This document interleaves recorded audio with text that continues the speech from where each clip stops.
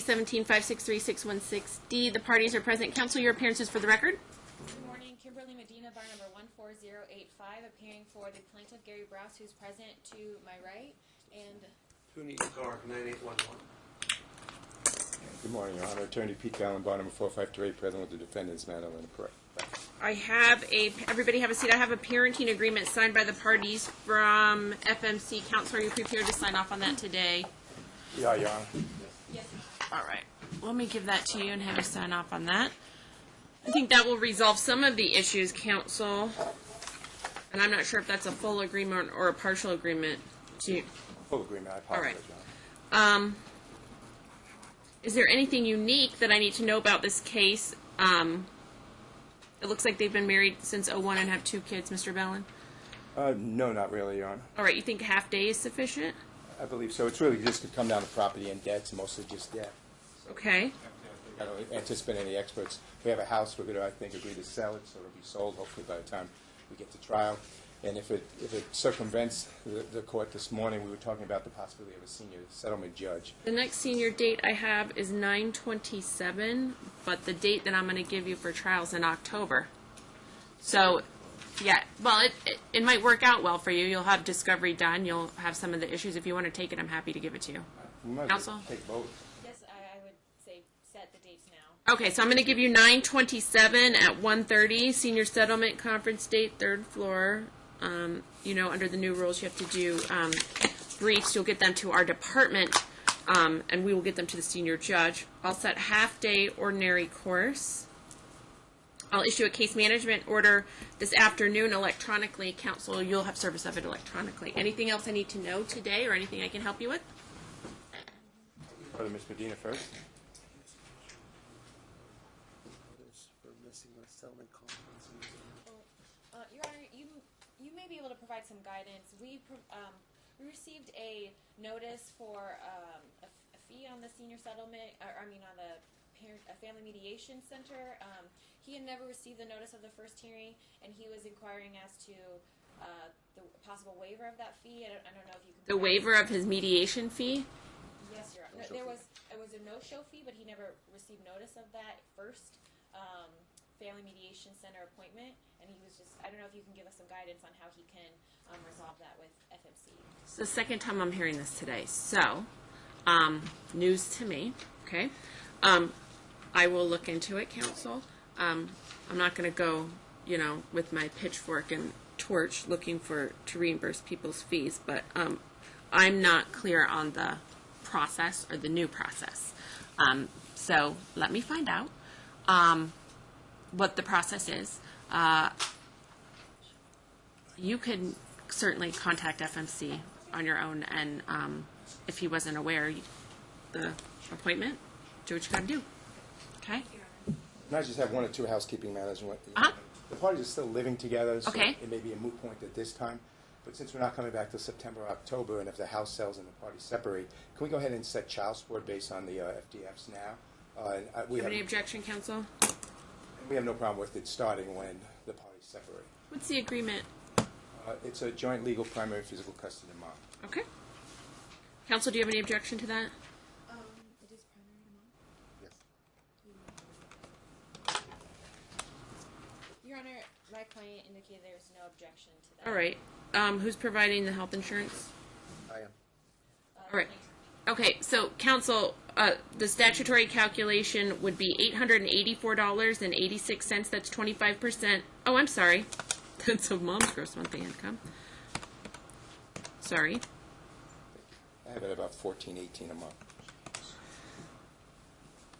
So what do you have? I have dad's gross monthly income at $4,506.67. I can Counsel. interrupt, Your Honor. If you scoot down to the bottom, he claims commissions, and it brings it up to $56,073. It wasn't clear. It's not added. We don't have a place to add that on the FDF, so. Okay. Counsel, do you agree that's the correct number? It's $56,000. 5,673 and 33 cents. $5,673.33. 25% is $1,418.33. I would deviate downward 1/2 of the monthly cost for the health insurance premium for the children with proof shown. So counsel from his Human Resources Department can certainly get a letter to you and get that to Mr. Bellin so that you understand everybody's looking at the same numbers. It's not 1/2 of the cost for him and the children, just one cost, 1/2 the cost of the children. Thank you. And the only other issue I have may not be an issue. I think we have an agreement or stipulation, but I want to make sure, and if we do, we can put it on the record. I believe we're all interested in selling the marital residence. It looks like it has about $200,000 in equity, and that's the only real asset they have with a lot of debt. So the debt is going to be a big sticking point here, but once we figure out what it is, those proceeds can be used to get these parties out of debt and start debt-free. So I think we agreed to sell the house, but I don't want to put words into the plaintiff's mouth. Your Honor, that is my understanding as well. They would Okay. both like to sell the house. So generally, I have one party select. Do you have a realtor that you've worked with in the past that they're both comfortable with? If they're not, I'll have one party select 3 realtors from 3 different brokerages. I don't want 3 names from 3 people at the same RE/MAX office on the corner, you know.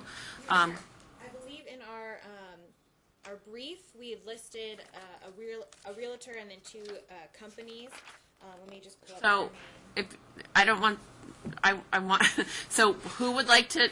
If you are telling me that you would like to give Mr. Bellin within 72 hours the name of 3 realtors, then you can do that. Mr. Bellin's client can then select one.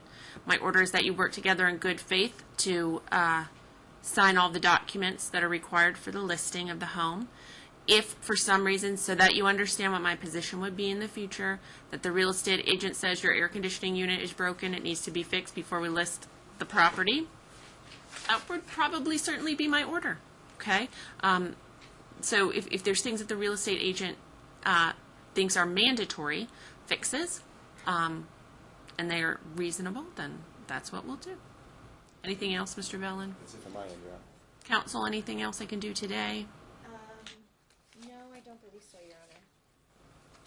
Right. If for any reason it sounds like we're really close, you're working together well, and once you get more discovery and you have all the documents you need, you may be able to resolve this matter on your own, short of senior settlement.